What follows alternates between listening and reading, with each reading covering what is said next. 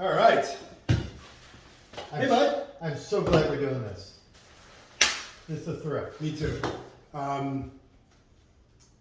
This is the first of a really trying to bring community together video series, maybe?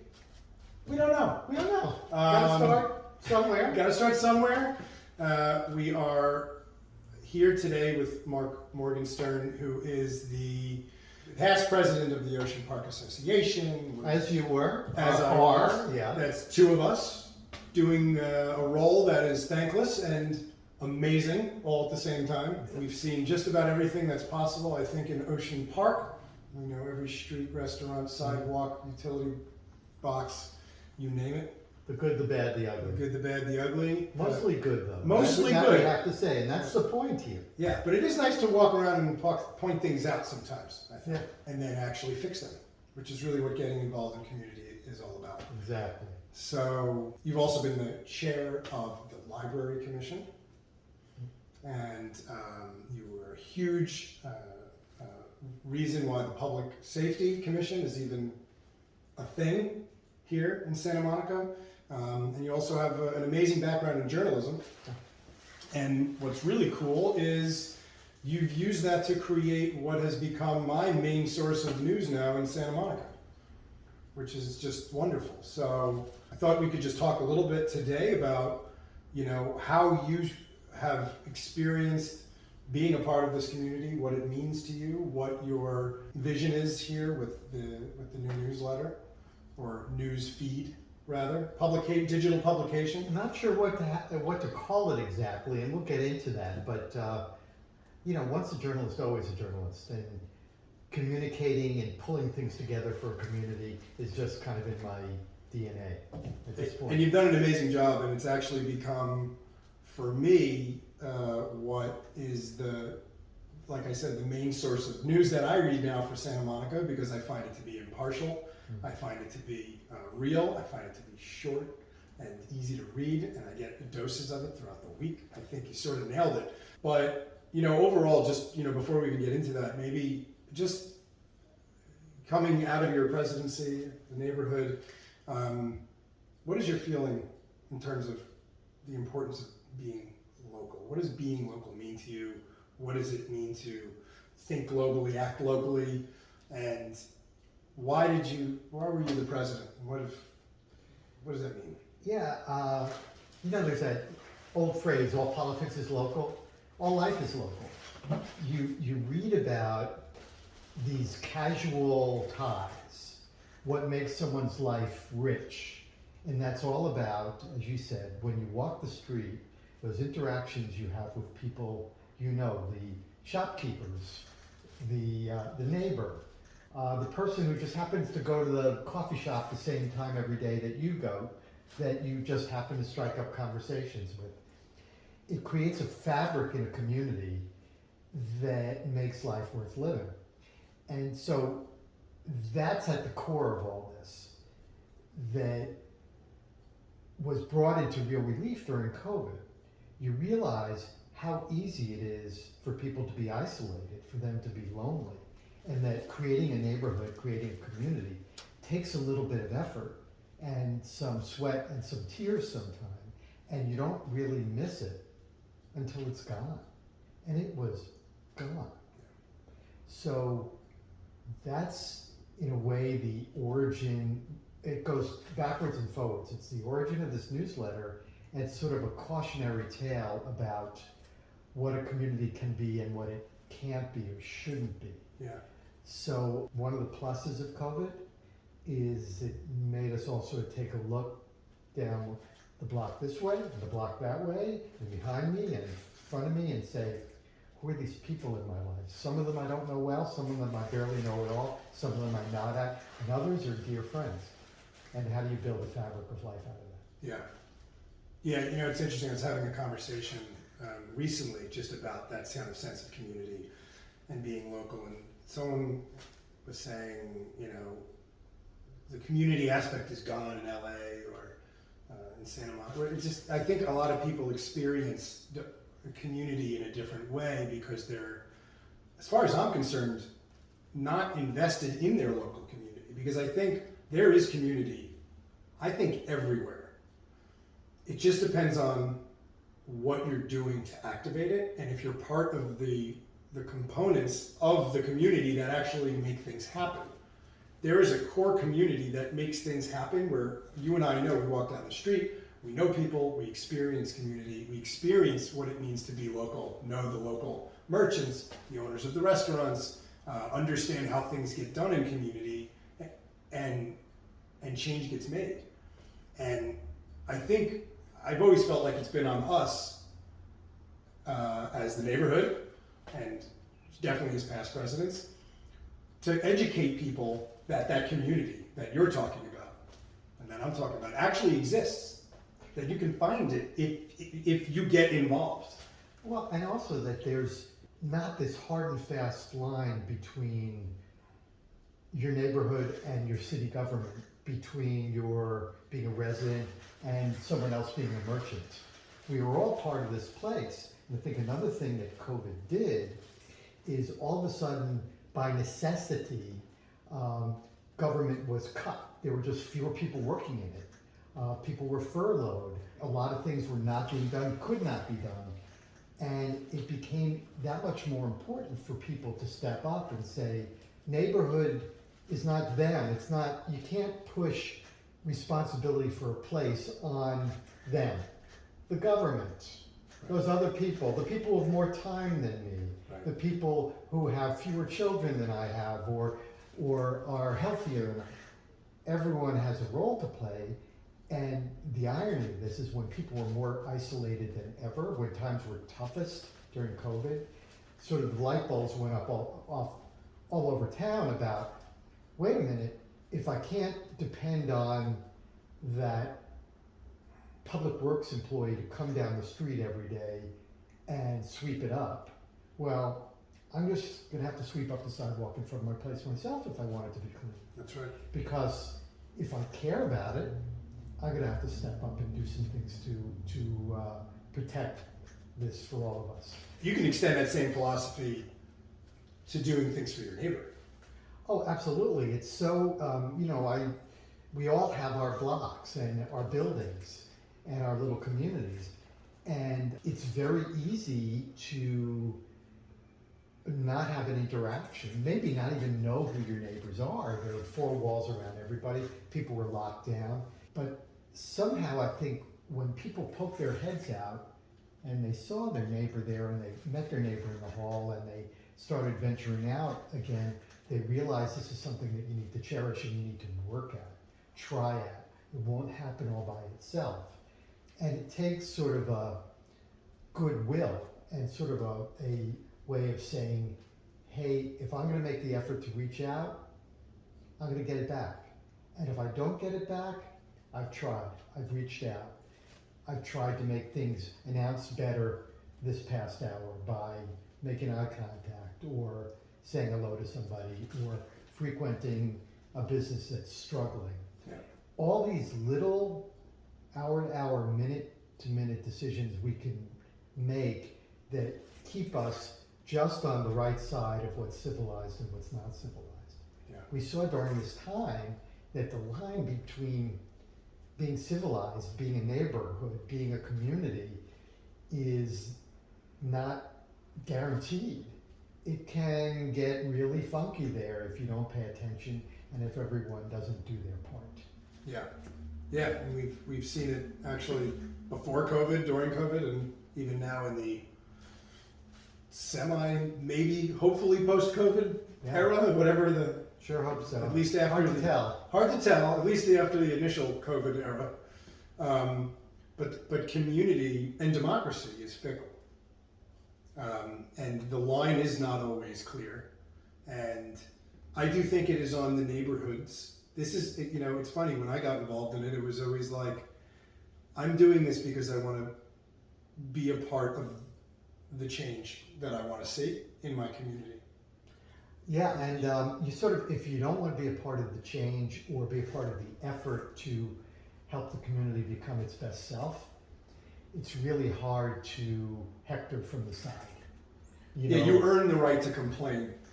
Yeah, see in that, a sense. If you live in America, at least, right? right, and I understand, people have all different points of view, and not only is that okay, that's great. Yeah. And you have to value that. To sort of moderate that, to keep it on the rails, is a certain set of rules about civility, about assuming goodwill, about trying to be positive, trying to look for the best in people and invest in the situation. Sort of these rules of the road that when people are under stress, and look at the stress we have, it's health stress, economic stress, mental stress.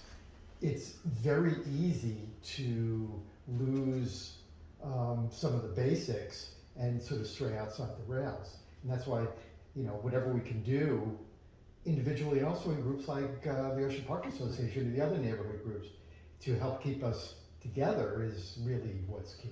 How do you think that changed the difference between that before COVID and the during COVID and now period? Like, how do you think that what you've just mentioned, has it changed, or has it always been that way, or have you seen a difference?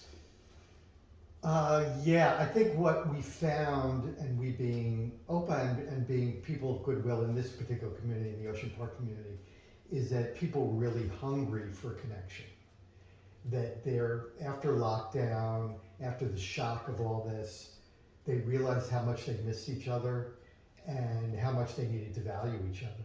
And we create a kind of a Zoom forum, every Wednesday call, and we've been doing it for over a year now, to give people a place to see friendly faces, to say what's on their mind, to hear what's going on, to find some commonality. It's called OPA Connects. It's still called OPA Connects. Yeah. And upwards of 80 people showed up in this sort of Zoom Commons to do that. It just sort of showed what they needed. Not that everybody needed exactly the same thing, but we designed that to kind of help people find whatever they needed.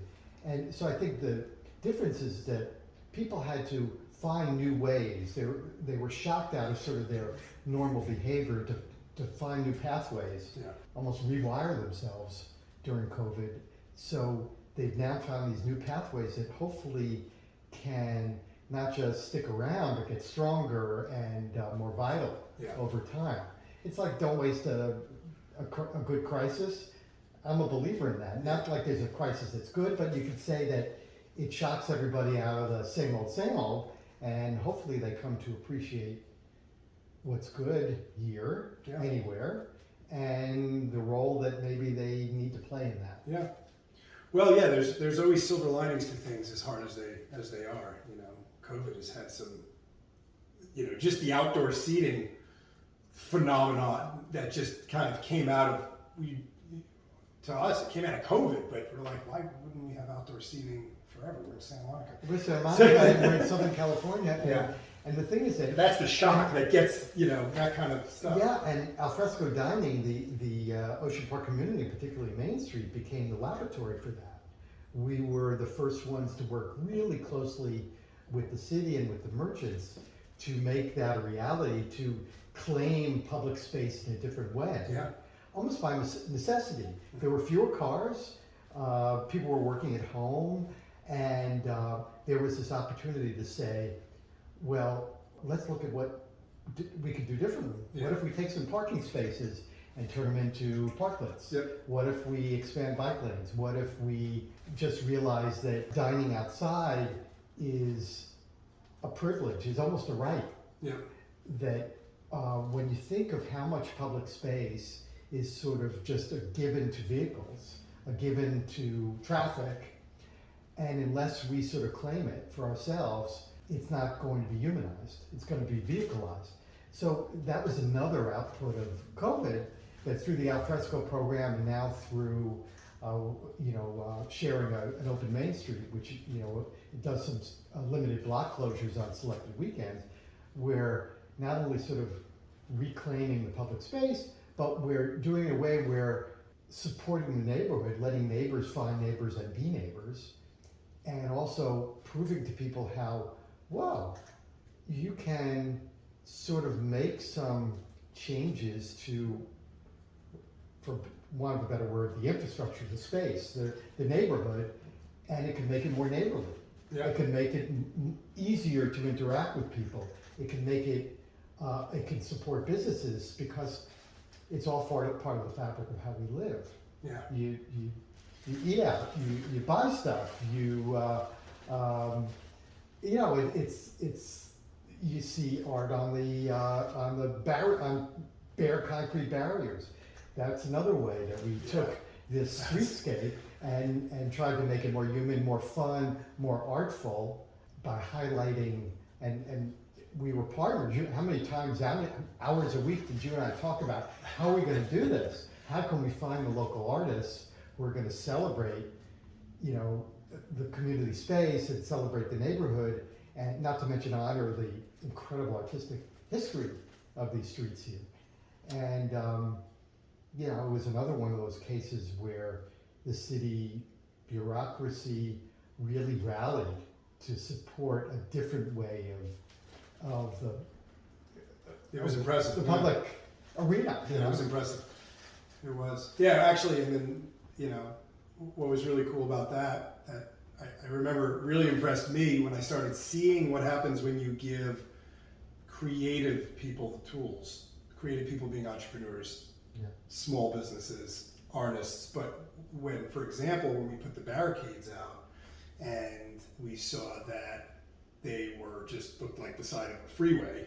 Yeah. I'm like, all right, well, what do we need to do to make it not look like that? And then we first painted them all blue, and then we put the art on them. But what was even cooler is that the businesses on Main Street started using these K-rails, these barriers, as protection, really, which is why they were there originally. But they started using them to frame protectors that frame the wooden structures that they built around them to support the kind of patio area. And they started between the art and the protective element and the wooden structures. They actually didn't even look like freeway anymore at all. They didn't even look like cement barriers. And what was crazy about it, crazy good, is that all the creativity that followed, you talked about all the artistic creativity. How do you take this kind of horizontal canvas of concrete and make it beautiful and make it cool and make it fun? And then around it, all the incredibly creative ways that the merchants used wood and plants and other stuff to make these attractive, welcoming spaces. Yeah. You walk down the street and it's just amazing. It's greener than it's ever been. The street has more greenery without the help from the city. No, exactly. And what was beautiful about the role the city played was they set up certain rules, licenses you had to have to put up structures so that they're safe, so no one's hurt, barricades so no one's hurt, all kinds of safety things and very realistic ways to keep everything on the rails without being onerous about it. Yep. And did all that with incredible pace and speed. And that gets to one of our favorite words that you and I talk to all the time when we walk and talk, and that's like, how do you innovate? How do you make change happen? How do you get people to try new things, some of which are going to work great, and some of which you're going to say, nice try, let's try something else. Right. How do you take the appropriate risks without putting yourself too far into the deep end, but still allow for innovation? And really, I do think COVID allowed for that with small businesses. They showed up in ways that beautified the street that we couldn't have imagined. Yeah. And that's because there's creative people. You gave them lines to stay within, and most of them stayed within for the most part. But even the ones who didn't usually did it in a tasteful way. That I think usually, but that really created an elevated Main Street to a place that I don't even think I've ever seen it. It is more active now than I've ever experienced, and I've been here for a long time.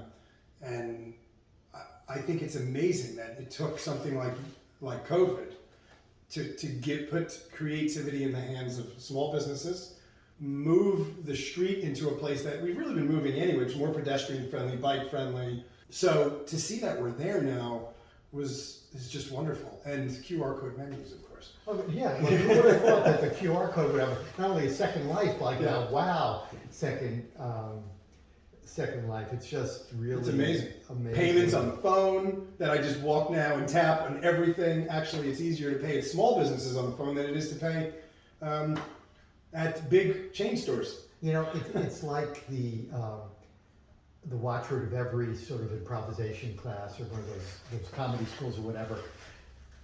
Say yes. Yeah. That's right. It's all these people that we're talking about just saying yes as opposed to saying no. No is just in general the easiest thing to say. Every infant can say no, and Yeah. they say no all the time.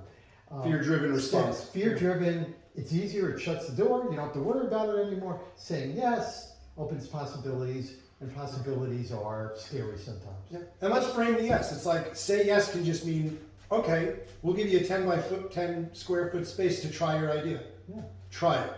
Let's see what you come up with and go for it. We don't have to restrict this kind of the innovation that people can have in communities. I really do believe in that. Once we enable that, anything's possible. Yeah, the saying yes thing hopefully is contagious, That's right. and that's the hope. That's what the we're all hope. trying to do.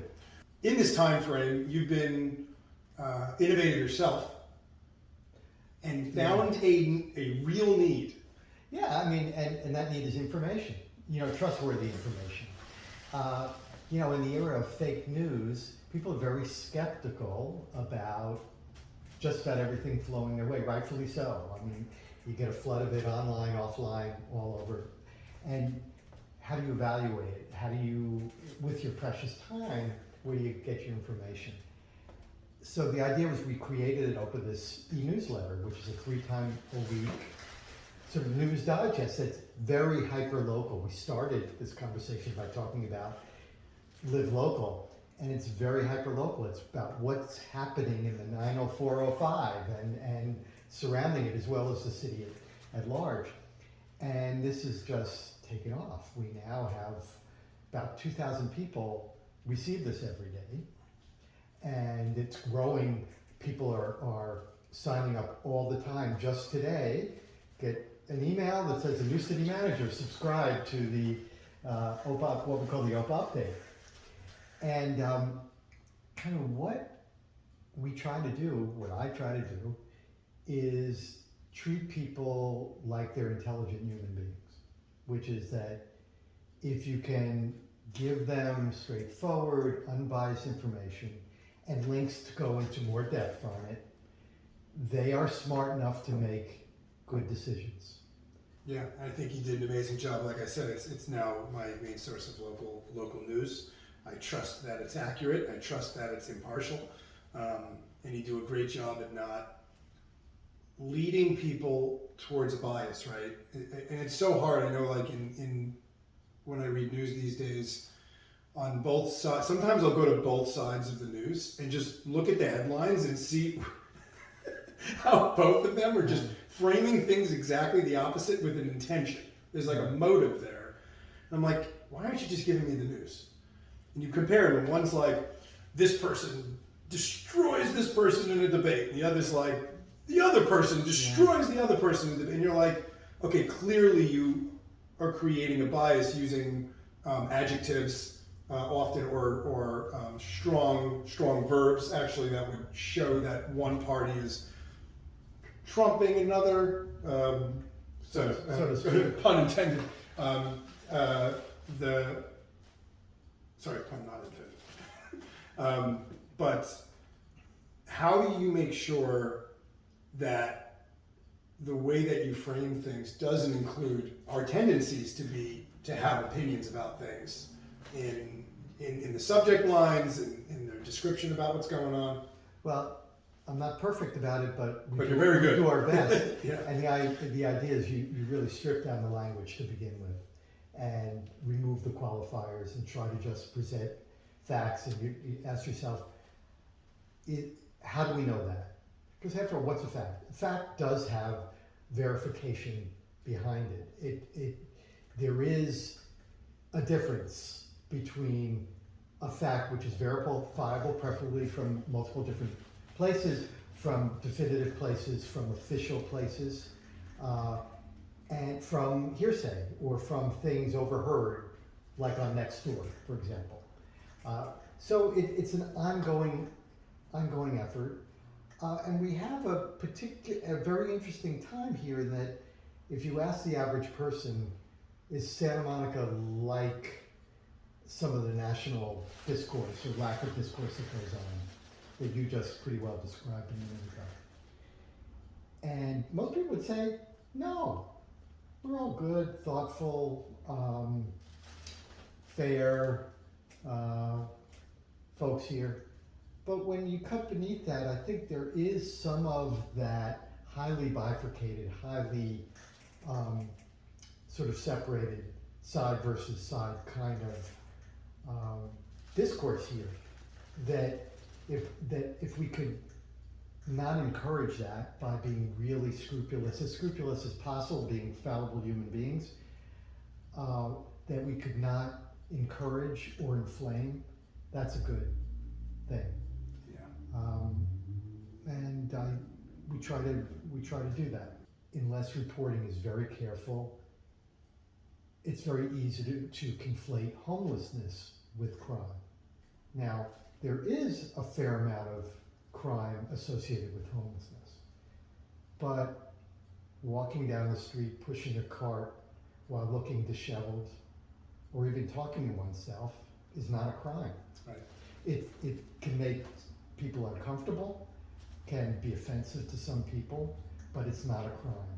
And it's very easy to not keep all this in perspective because back here in the brainstem, fear speaks very loudly. And it's easy to sort of make that fear contagious. It's biologically intended to do so also. Absolutely. Right. So the idea of fairly covering crime and keeping it in a modulated place is one of the things we try to do, while not hiding it under a stack of papers or a bushel. Yeah. Yeah. And like I said, I think it's just wonderful. I think it's changing the game of even how to acquire this kind of information. I know that it's so funny to me, like people will follow federal politics, international politics, everything that gets thrown to them on the news. They'll share it, social media, basically believing just about whatever's handed to them very often. And it's funny because actually the purest news, and you do it even the purest of the purest, but it's purer at the local level. Democracy actually exists for real at the local level where you can feel it. You know your one vote counts for things, right? You know that, I don't know if enough people do know, but making change is actually quite easy if you get involved in your community. It's right there at your doorstep. So I think, to know all of the, in a sense, to study the world's news, as we'll call it fact, but not know anything about what's going on in your local community, how trash gets picked up and why it is the way it is, and recycling, and your electric, and doing anything really local that can that you see people doing and how change is made. I think it's just strange to me that most people don't seem to know how their own community works. Yeah, it's amazing. I mean, these city council meetings go long into the night, and I completely understand that most people, they have kids, they have jobs, they have stuff to do. They actually sit down, hopefully, and have dinner, don't watch into the wee hours. But what's amazing some of the time is to just see a local law literally take shape before your eyes. And whether I always agree with the outcome or not, I am just gobsmacked by what an amazing process it is to have our elected representatives really trying to do their best.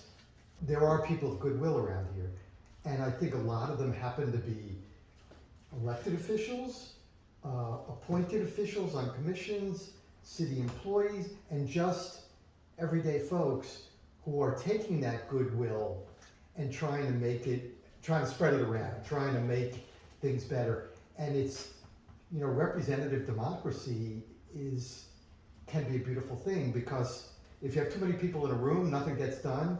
So that was invented to, try to get things done. And That's right. it can be a really painful process, particularly now that there are all these highly, highly complex and gnarly issues that we're under. Homelessness is obviously one. It has so many dimensions. It's so tough. There are so many different kinds of homelessness. There are so many difficulties in enforcement and treatment and so on. That's a huge one.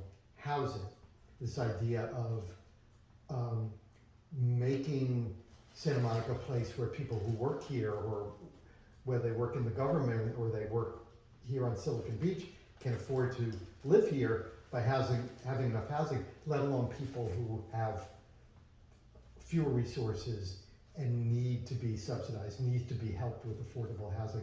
It's a gnarly, gnarly problem that is statewide, and everybody's struggling with it. We just happen to have a tall order here. I was just reading something that in Ocean Park, 11% of the people are below the poverty line. I didn't know that.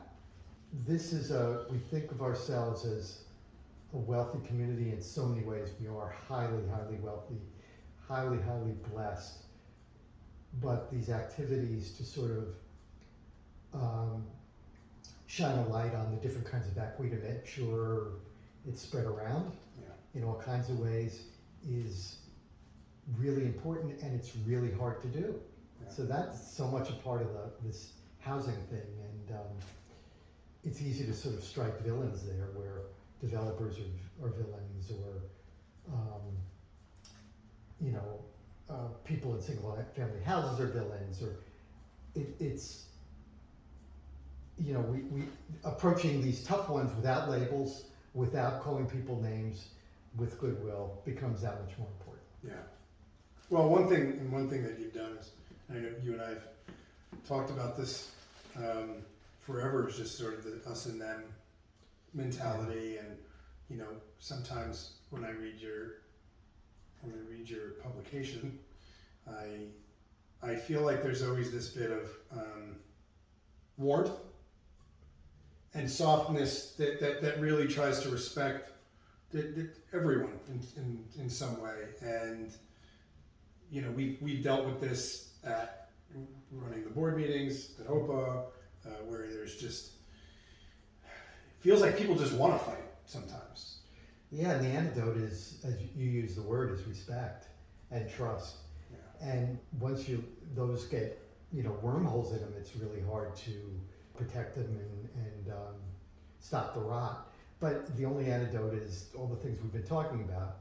Yes, respect, goodwill, civility. It sounds kind of old-fashioned. Yeah. I mean, but it's virtuous. But it's the only way, and good people can disagree. They should disagree, and listen and think and make each other better. Yeah. And being part of the meetings and stuff, you always did that really well. Being able to make sure all people are heard, being able to make sure that still able to get to the end of the agenda item in a peaceful way, and I do think that carries through in your writing. Well, that people get angry fastest when they don't feel like they're being heard, and it goes from 0 to 90 really immediately. And sort of generally that puts the brakes on it right away. So hopefully we can all do that in our everyday discourse, in our everyday conversation, realizing that when people get their backs up and their necks red and their faces flushed, that pausing and listening sounds Pollyanna, sounds naive, but it works almost every time. Yeah. People want to be heard. Yeah. They want to know that their thoughts are worthy. Yeah. That their feelings are worthy. And I think we still have a lot of work to do locally and nationally and internationally, I think, and letting people be heard without calling them names. Like you said, name calling is a weird thing that people, like adults, do. It's the playground stuff, and it didn't work then too well. It doesn't It's work. so weird. It doesn't work too well for adults either, right? It's those people with a name. Yeah. And they have a mean name. And you're like, why are you calling people mean names? Yeah, and just the phrase, those people or them, that kind of says it all. To eliminate those phrases from the language would be a really helpful that'd be a win. thing. That'd be a big win. That'd be a huge win. So what do you think some of the, for the newsletter in the future, and when you think about your why in doing this, and usually people of high moral standing who are productive members of society and want to contribute something meaningful, and this newsletter to me surely is that. How do you see your values getting translated into the community? I hope it can be a hearth where people can share information. It can get more and more interactive, where they're learning from the newsletter. We have a virtuous circle where they're providing thoughts, comments, tips, and all that stuff to make it more useful for them. It comes down to being useful. But a lot of it is just making people feel smart and not alone. And it's simple as that. I'm trying to avoid sounding too kind of cosmic or high and mighty about it. It's just a little newsletter, but it kind of has this feeling of mission to me, that to just provide a little bit of help, a little bit of information for your day, a little bit of, okay, I'm ready to go today, I sort of have a sense of that's going on, is, hey, if I could provide that, that's great. And a smile at the end too. I mean, there's always a little smile in there. Yeah, you got it, and that's really important too. I mean, look, it's everybody needs to find something like that where they can figure out something to savor every day, and something where some kindness every day, some contribution every day. That's the goal. If we all did that and did it better, and I try every day to do it better, we'll be a lot better off. And I should just tell you, but this newsletter generates no money. It has no advertising. The subscription is free. But we hope people will become members of OPA to help subsidize it. It's just because. It's just about the community, and the people at OPA sort of caring about it. Yeah.